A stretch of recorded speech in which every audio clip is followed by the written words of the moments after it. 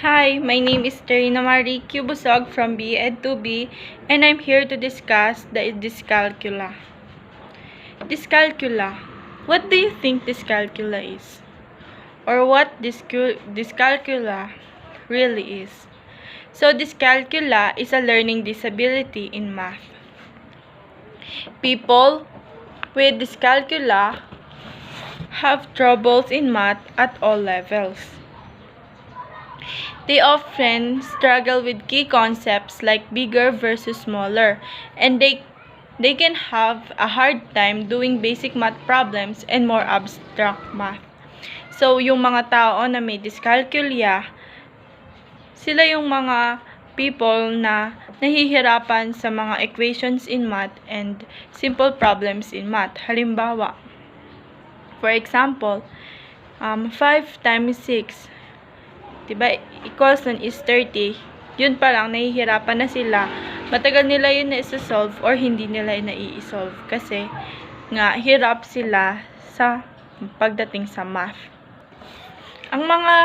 So, what is the symptoms of dyscalculia? So, ang typical symptoms of dyscalculia ay difficulty in counting backwards, unang-una.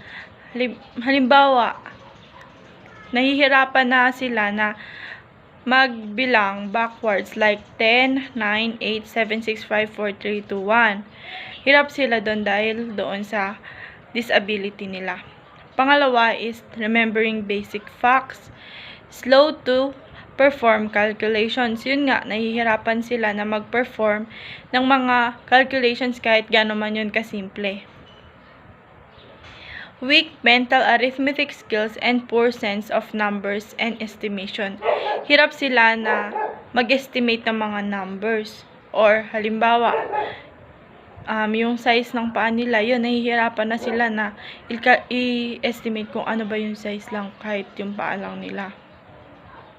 Difficulty in understanding the place value. Yun, nahihirapan sila na nahanapin kung ano ba yung tamang place value ng numbers. Halimbawa, naglagay ka ng 100,000. That is 100,000. 100,000. Nahihirapan sila na i-determine yun kung nasaan ang ones, tens, hundreds, or thousands, or so on. Addition is often the default operation. High levels of mathematics anxiety. So, sila din yung mga persons or mga tao na pagka-usapang math na, nagkaka-anxiety na sila kasi nga, they having a hard time in solving math problems or may difficulty sila sa mathematics. So, is this curable? Or yung dyscalculia ba ay na may lunas? So, na-search ko is, dyscalculia daw is wala siyang cure. Kasi, dyscalculia ay hindi siya katulad ng ibang ugali ng bata or ng person na nawawala sa paglaki. Yung dyscalculia ay part na ng who she is or who they are. Halimbawa, yung hair natin, di ba hindi naman siya nagbabago ng color kapag lumalaki na tayo. So, ganun din yung dyscalculia. Hindi siya nawawala habang lumalaki sila. At doon na rin yung way ng brain nila na mag-process ng math. Ganun na talaga. Diagnostic teaching methods. There are 4 critical factors affecting math learning, and they are all essential components of successful curriculum. Each of these 4 factors is also a critical diagnostic tool for evaluating learning difficulties in mathematics. First, the learner's cognitive level of awareness. Given knowledge must be ascertained. There is a range in any class of low cognition to high levels of cognitive functioning. A teacher must determine each child's prerequisites, processing levels, and the strategies he brings to the mathematics task. This information dictates which activities, materials, and pedagogy are used. Dito, kailangan malaman ng teacher kung ano ba yung kinakailangan ng student niya para malaman niya kung ano yung way or strategies na pwede niyang gawin or gagamitin niya kapag nagturo na siya or kapag tinuro na niya yung mathematics. Second, the teacher must understand that each learner processes math differently.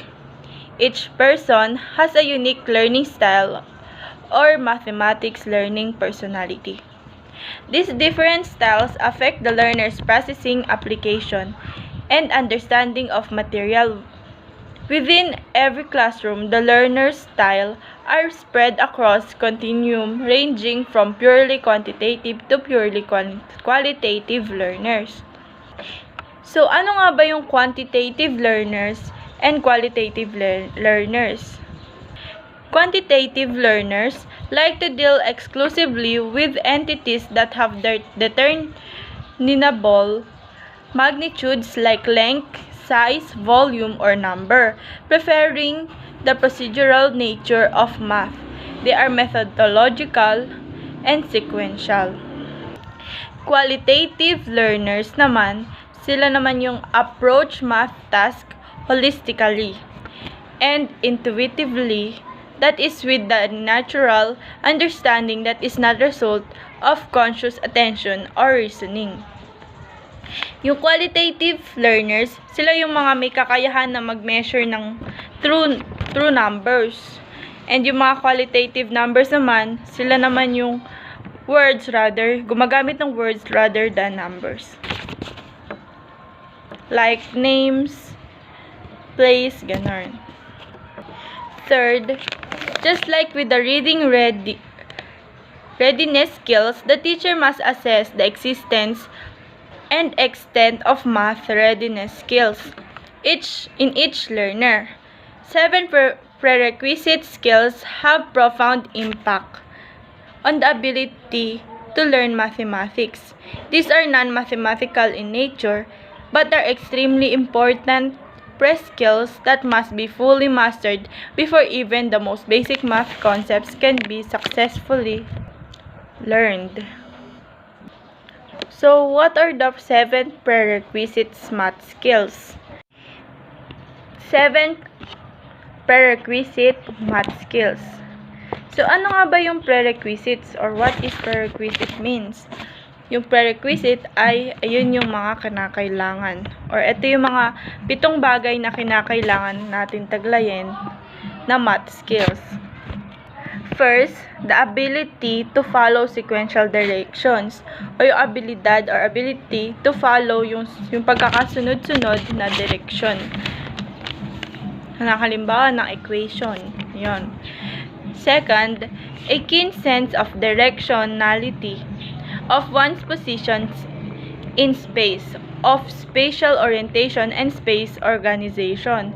Example include the ability to tell left from right, north, south, east, west, forward, backwards, horizontal, vertical, diagonal. Sila naman yung mga tao na may matatalas na pakiramdam or kaya nila i-distinguish kung nasaan sila, halimbawa north, south, east, or alam din nila yung left from right and alam nila yung pagkakaiba ng left sa right and yung vertical, horizontal and diagonal. Pattern recognition and its extension. 4. Visualization. Key for qualitative learners, the ability to conjure up pictures in one's mind and manipulative them. Ito yung mga may kakayahan na magtipo ng mga imahe, ganun. Dito rin yung mga qualitative learners, which is mas prefer nila yung words rather than numbers. 5. Estimation. The ability to form a reasonable educated guess about size, amount, number, and magnitude. Sila naman yung mga tao na may kakayahan na magtansya. Yung halimbawa nga, yung size ng paa. Nakatatansya nila agad yon kung anong bang size yung mga paa nila pag nakita nila. 6. The deductive reasoning. The ability to reason from general principle to a particular instance or reasoning from stated premise to a logical conclusion. Sila naman yung mga tao na may abilidad na mag-intindi ng mga bagay ng logical to a specific way. 7. Inductive reasoning. A natural understanding that is not the result of conscious attention or reasoning. Easily seeing the patterns in different situations and the interrelations between procedures and concepts. Ito naman, sila naman yung mga person na may ability na mag-understand ng mga equations or problems sa natural way. Or sila yung mga nag-uumpisa sa specific to general. Number 4, mathematics is a second language and should be taught as such. It is exclusively bound to the symbolic representations of ideas. Most of the difficulties seen in mathematics result from undevelopment of the language of mathematics. Teaching of the linguistic element of math, language is sorely neglected. The syntax, terminology, and the translation from English to math language and from math language to English must be directly and derived. So, yung math daw ay para na rin natin na second language, kaya kailangan natin siya ituro. Siyempre, sa everyday life natin, math is everywhere. Halimbawa, binigyan ka ng nanay mo ng baon. So, yun pa lang, binigyan ka pa lang ng baon for 1 week. Pumapasok na dun yung math. Kasi, paano paghahati-hatiin yung binigay sa'yo na pera in a week, diba? So, that's why math is a second language and should be taught as much. Dyscalculia. Dyscalculia is a learning disabilities that affects writing disabilities. It can manifest itself as difficulties with spelling, poor handwriting, and trouble putting thoughts on paper. So, meaning, ito ay isang kapansanan na kung saan ay lubha namang naaapektuhan ang pag-aaral ng mga bata. Nahihirapan silang magsulat, nahihirapan silang mag-spelling, at nahihirapan din silang maglagay ng thoughts or opinions sa pagsulat. There are many ways to help a person with dyscalculia success. Generally, strategies fall into 3 categories. First is accommodation. When we say accommodations, providing alternatives to written expressions. Ang accommodation, ito ay mga pagbabago-bago sa paraan ng paglalahad ng mga gawain na nagbibigay daan sa mga batang may kapansanan sa pag-aaral na kumpletuhin yung mga takdang aralin or assignment. Gaya rin ng ibang mga bata, gaya ng ibang niyang eskwela. So, hindi binabago ang mga nilalaman ng takdang aralin dahil binibigyan ng mga mag-aaral na patas at walang lamangan na nagaganap. They do make it possible for students with learning disability to show what they know without being impeded by their disability. Pero syempre, kailangan mo nang malaman kung anong type na mayroon sakit yung bata. At kapag nalaman nila kung anong sakit yung ng bata, hihingi ng request accommodation na kailangan ng bata. The Individuals with Disabilities Education Act states that a child's IEP or Individualized Education Program team which both parents and child are a part of must decide which accommodation should be written into a student's IEP. Dito ay nagpo-provide sila ng audio tape, provide in large presence instructions orally na magagamit ng bata na may learning disabilities. Next one is modification, changing expectation or task to minimize or avoid the area of weaknesses. Usually, a modification means a change in what brings thought to or expected from the students, making an assignment easier so the student is not doing the same level of work as other students. If IEP teams decides that a child needs a particular modification, this information must be included in the IEP. Supports are also available for those who work with the child to help them the child be successful. Support for school staff must also be written into the IEP. Remediation, providing instructions for improving handwriting and writing skills. So when we say remediation, it is the act of correcting an error or stopping something bad from happening. May mga nag-o-offer na turuan nila yung mga batang may learning disabilities. Kailangan ng mahabang oras upang matuto yung mga bata kung saan ay madami silang matututunan. It takes time to learn new processing skills and new learning strategies. Each type of strategy should be considered when planning, instruction, and support. A person with dyscalculia will benefit help from both specialists and those who are closest to the person. Finding the most beneficial type of support is a process of trying different ideas and openly exchanging thought on what works best. I discussed some examples of how to teach individuals with dyscalculia to overcome of their difficulties with written expressions. First is use paper with raised lines for a sensory guide to saying within the lines. Second is try different pens and pencils to find one that is most comfortable. Third, practice writing letters and numbers in the air with big arm movement to improve motor memory of these important shapes. Also, practice letters and numbers with smaller hand or finger motions.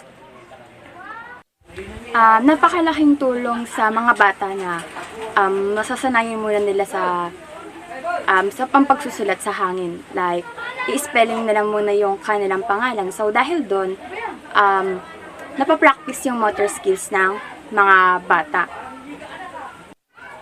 For young learners, allow use of print or cursive whichever is more comfortable.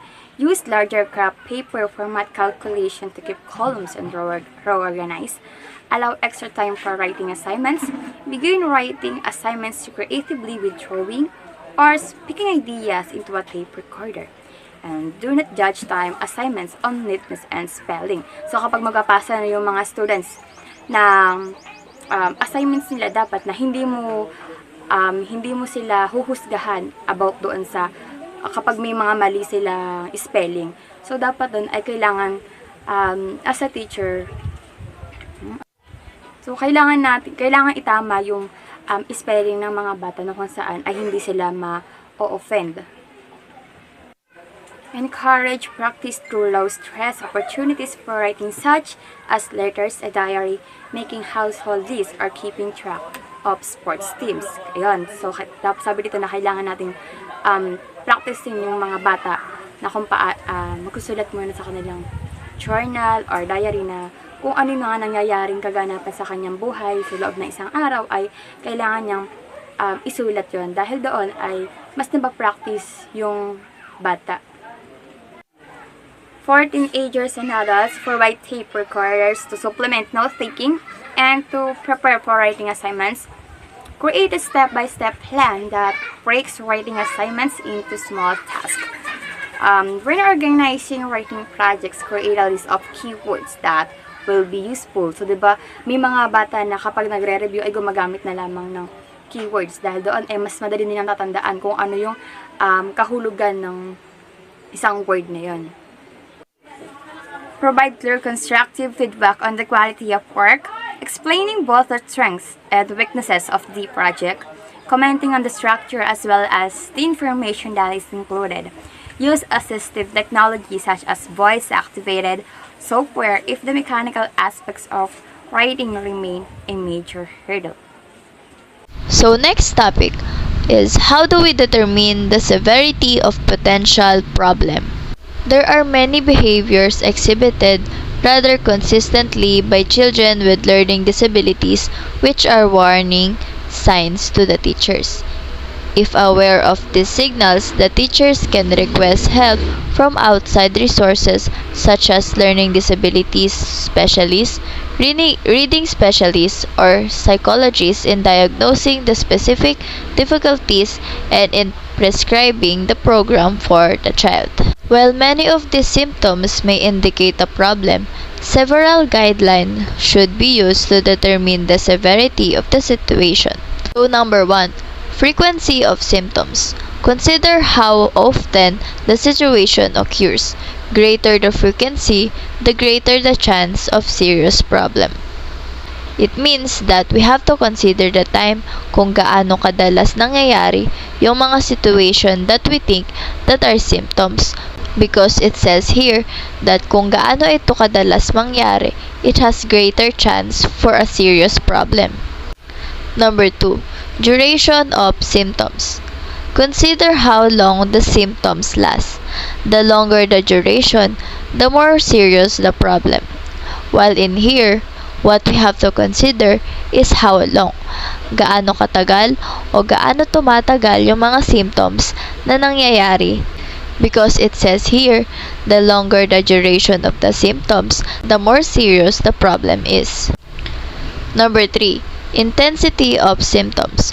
Consider how serious the reaction are at the time of the occurrence. The more intense the symptoms, the more serious the problem. While in here, after we see how often and how long are the symptoms, we should also consider the intensity of it. Kung gaano ba kalubha yung mga symptoms niya, so we can identify the problem. So we can ask for the people who's more knowledgeable about this problem. It cannot be stressed enough that it is not preceding behaviors that warn the teachers of a child with possible learning disabilities, but the degree and consistency with which these behaviors are manifested.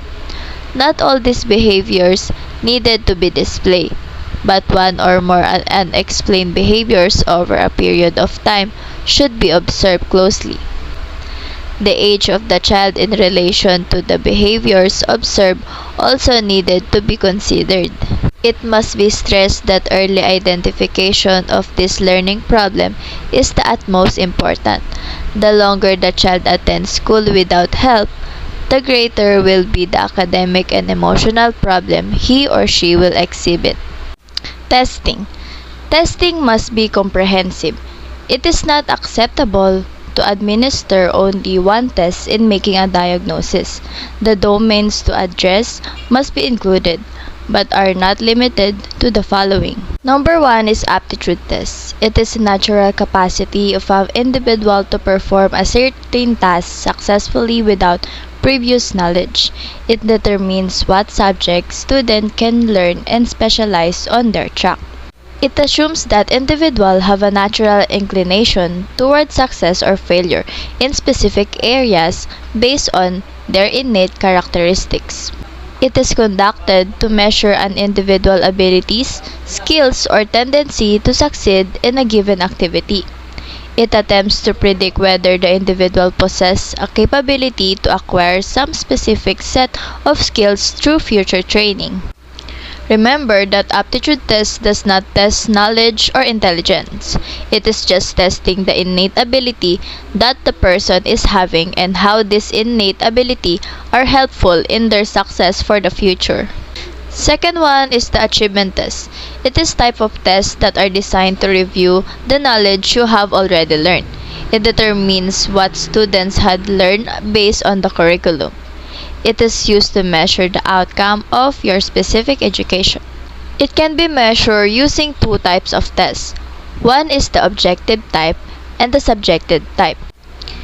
It describes how our brain filter information from what we are paying attention to in the present moment to what gets stored in our short-term or working memory and ultimately into our long-term memory. Our short-term memory is what we use in remembering things for a very short period of time, like phone number, and the long-term memory is stored permanently in our brains. So next is test instruments. It is used to determine eligibility must be statistically valid and reliable, and standardized with age-appropriate norms.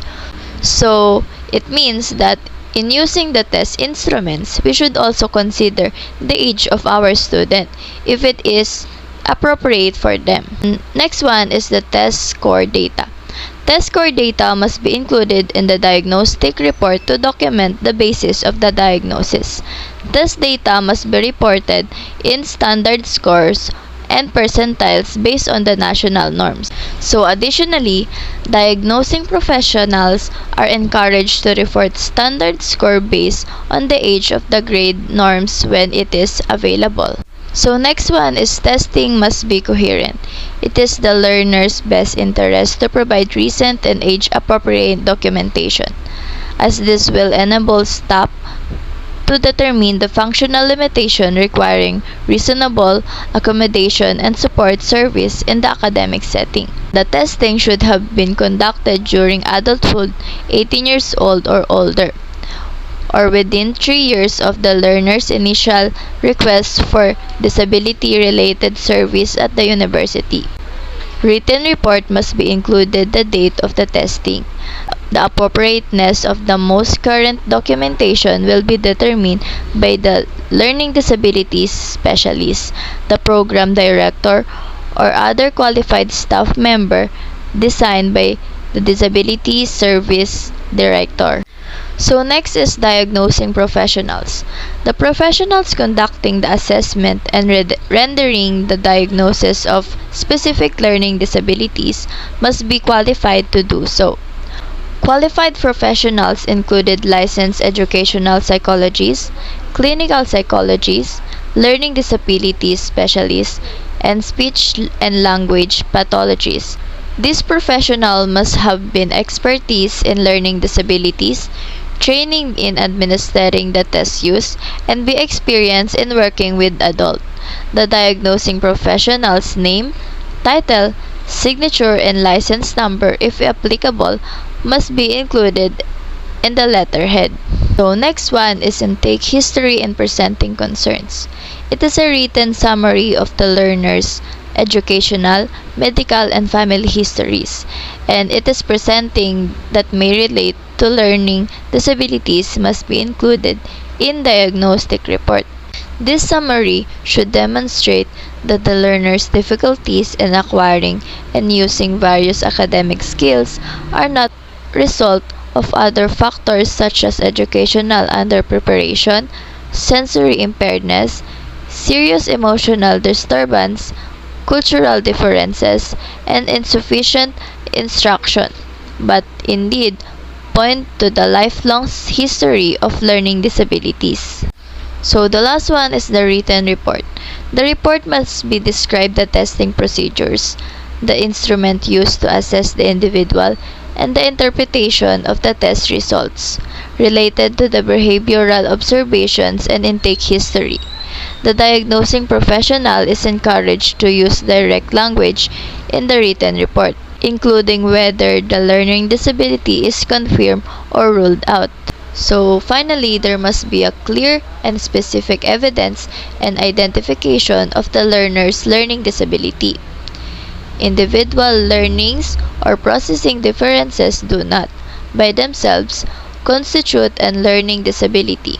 The determination of learning disability should be based on the educational history, behavioral observation, and clearly specified and significant intracognitive and cognitive achievement discrepancies. To establish eligibility of accommodations under state and federal law, the documentation must show current functional limitation imposed by the learning disability in the academic setting, and the evidence of the learning disability limits a major life activity. So here are the suggested informal assessments. Assessment of behavior and adaptive functioning.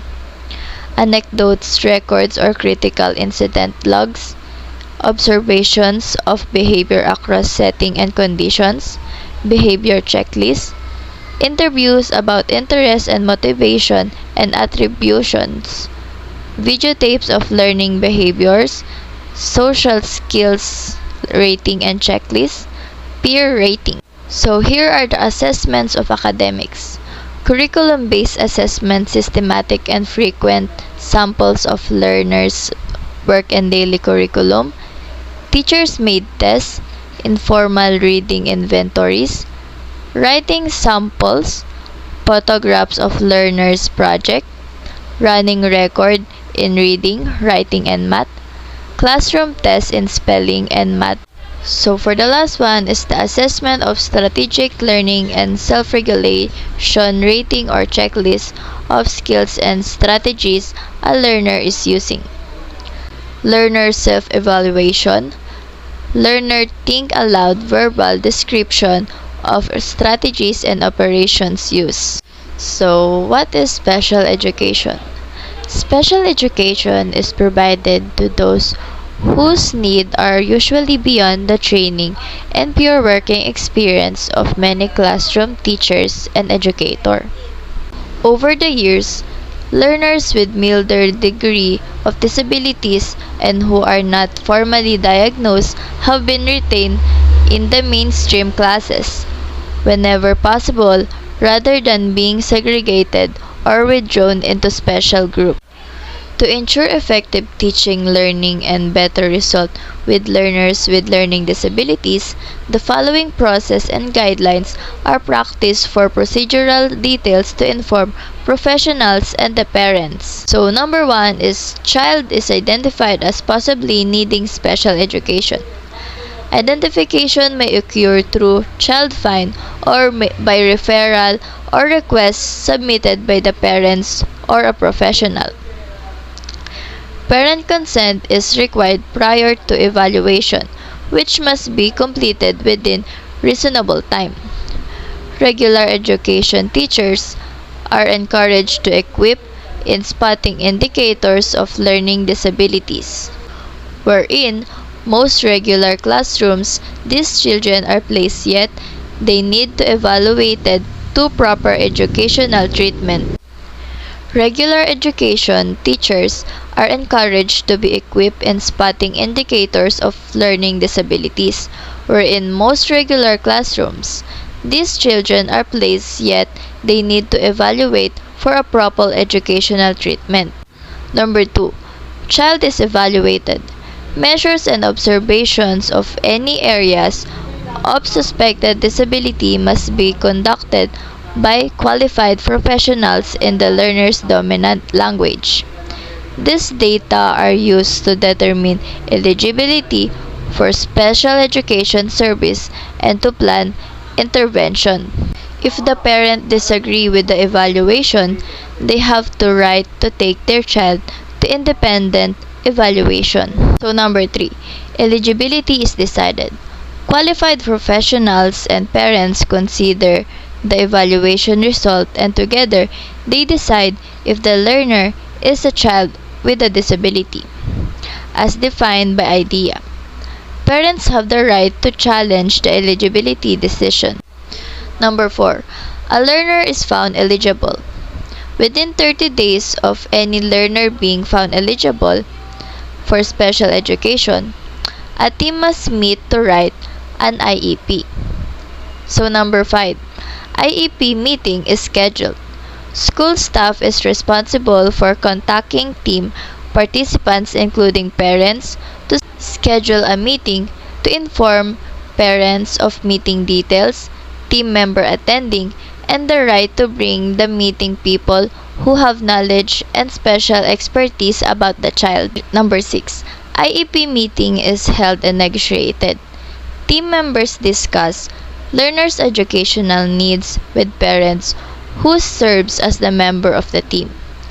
Service may not be given until parents have approved the IEP.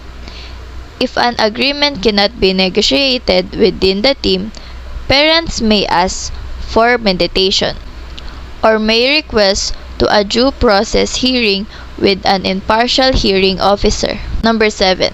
Services are provided. Copies of IEPs are given to teachers and parents, containing details of the services, accommodations, modifications, and supports that been agreed by the team and parents. Progress is measured and reported to the parents. Number 8. Progress is measured and reported to parents. Progress towards annual goals as set forth in an IEP must be reported to parents at least as often as parents are informed of their non-disabled children's progress. Number 9. IEPs are reviewed. IEPs are reviewed at least once a year or more often if parents or teachers request reviews. The same rights and protection for parents discussed during the original IEP's construction continue to be available to parents. Number 10. Learner is reevaluated. This must be done at least every 3 years to determine whether the learner continues to have a disability as defined by IDEA, and if so found, the nature of his or her current educational needs. What do remediation and accommodation mean? Remediation is defined as instruction in basic skills not acquired earlier in the educational process. For example, basic spelling, while accommodation refers to the provision of services that ensures equal access to a learner with learning disability. At a fundamental level, remediation means teaching the content again to students who had previously failed to learn it. The term accommodation may be used on describing an alteration of environment. It allows an individual with disability to gain access to complete assigned tasks. So, one of the examples of accommodation is that extended time for the students with fine motor limitations, visual impairments, and learning disabilities. Academic accommodations and support services are determined on an individual basis. Each accommodation is based on functional limitations as identified in the documentation and is designed to meet a learner's need without fundamentally altering the nature of learners' instructional programs or altering any directly related licensing requirements. Meaning, academic accommodations are legally mandated modifications, adjustments, and services that give a learner with disability an equal opportunity to benefit from educational process. It is useful to think of accommodation as adjustment to how things are normally done. So now, let's talk about conditions that aggravate learning disability. It means that there are some conditions that may worsen learning disability. Learners with learning disability will not ever flourish in an environment characterized by rigidity and uniformity in terms of curriculum and instructional approaches. These are some of the factors that are not conducive educational environment for the learners with learning disability. The first one is fixed-point curriculum in a fixed time frame, meaning that there is a limited time in teaching and everything is set out for the learners to follow. The second one is irrelevant curriculum. It means that the curriculum that is being used is not appropriate or insignificant. The third one is large class size. It means that there is a possibility that the students could have less participation in group discussion. The fourth one is placement of learners in the wrong grade. It means that the skills that is being taught to the learner is not appropriate for them. The fifth one is narrow instructional approach. It means that the approach that is being used is limited. And lastly, too much board copying. It can make the students lose their interest in the lesson. Let us also discuss some of the best practices or treatments for the learners with learning disability. The first one is small class size. It means that it could lead to more one-on-one attention from the teacher. The second one is provide thorough modification and accommodation of the curriculum and instruction. It means that it is helpful if the school could have a complete and appropriate accommodation and modification to have an effective and successful curriculum and instructions. The third one is change child curriculum and instrument strategies. It is helpful if the schools should not be only focusing on using single approaches to the learners. And lastly, provide remedial and support services for unidentified gray area learners. It means that it is helpful if the school would think of alternate activities to increase the learning skills of those slow learners. Response to intervention approach. In an RTI approach, the learners receive special services in general education classroom. The benefits of the services are monitored, and if the learners make sufficient progress with the special services, he or she continues with general education instruction. Advocates of the RTI approach believe that using such an approach is preferable to determining eligibility based on a discrepancy between ability and achievement, and that it will help learners with learning problems to succeed while allowing those who have substantial problems to have access to special education. RTI approach aims to identify struggling students before they fall too far behind their peers. Also, RTI helps the students to obtain appropriate intervention and instruction at the early grade. And lastly, RTI prevents inappropriate identification of the students for that special education services. To avoid wait-fill situation which happens when the learner waits for the process of evaluation and eligibility. It is recommended that the regular education system should adopt the RTI. This system of identification can take various forms in the schools. Two such forms are called problem-solving approach and standard protocol approach. We have here the summary of the two forms. The first one is problem-solving approach. Problem-solving approach has 4 steps. The first step is problem identification. The description of it is learners' problems are identified and described in observable and measurable terms. Information is collected about the problem. The example of this is learner reads at 25 words per minute but peers in the class read at 50 words per minute. Learner gains 0.5 words per minute on average each week. Class average gain is 1.5 words per week. The second step is the problem analysis. The description of it is verify the problem, identify the factors contributing to the problem, and develop a plan. The example of it is learner has difficulty with some simple relationships. Learner to receive one-on-one tutoring in a phonics-based programs. The third step is plan implementation. The description of this is plan implemented. Observations of plan implementation are made and feedback are given. The example of this is tutor meets with learner 15 minutes each day. It implements Linda Mood program. Learner's oral reading performance improves slightly.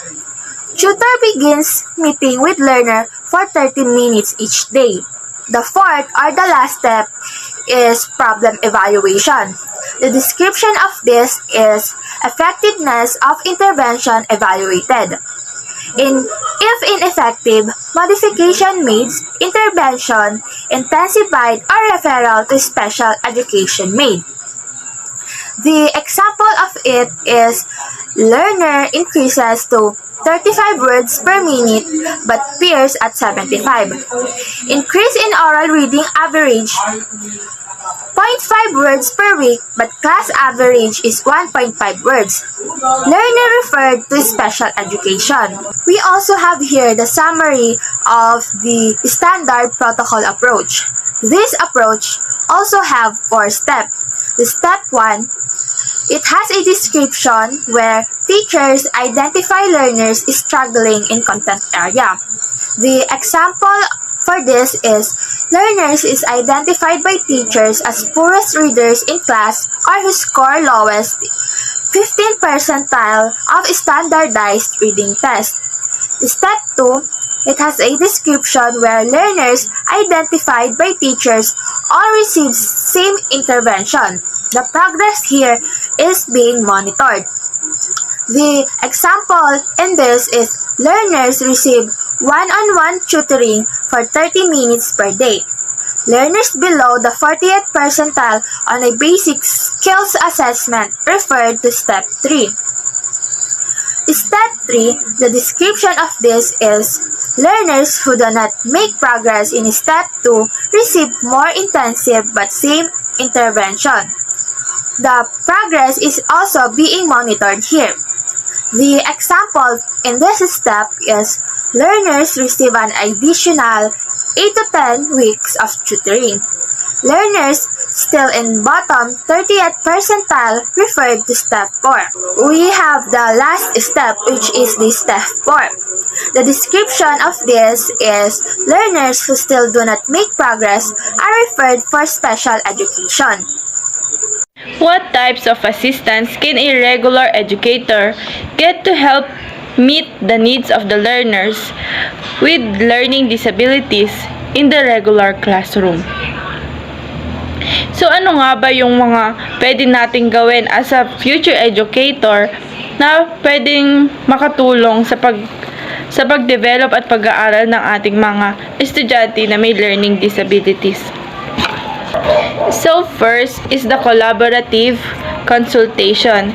Defined as a special education, teachers serving in a consultative role to a core content, endorse teacher who carries the primary responsibility for instruction. So, ang collaborative consultation ay nagbe-benefit sa both of individuals, sa teachers and sa student. Parehong nag-i-improve yung mga skills nila. Ito yung pag-sharing nila or collaboratively na nag-uusap sila at the same time natututo si teacher and si student sa bawat isa. So, ang goal ng collaborative consultation is ma-meet or ma-achieve yung needs ng students nila, handicap man or non-handicap. So, the second is the co-teaching. Ang co-teaching is two teachers working together with groups of students. So, it is a parang dalawang teacher na nag-share ng both ideas para matuto yung students. So, ang kailangan dito sa co-teaching is the two teachers are cooperating with each other so that their students will learn more. Both of the situation, collaborative consultation and co-teaching, both of them are required teachers to work together para mas matutukan pa nila yung mga students nila at ma-meet yung needs ng learners with learning disabilities. Dear Lord, Father of all, we thank you for allowing us to end this class successfully. We thank you for letting us share and interact meaningfully with each other online. We may not be together physically, but through your blessing, we were able to learn and advance our knowledge and skills. Grant that we continue to pursue our education despite the problems that comes our way. May you allow us to gain more information that we could use to serve other people. May you send your Holy Spirit to guide us in sharing this information to the world. We all ask this in your powerful name. Amen.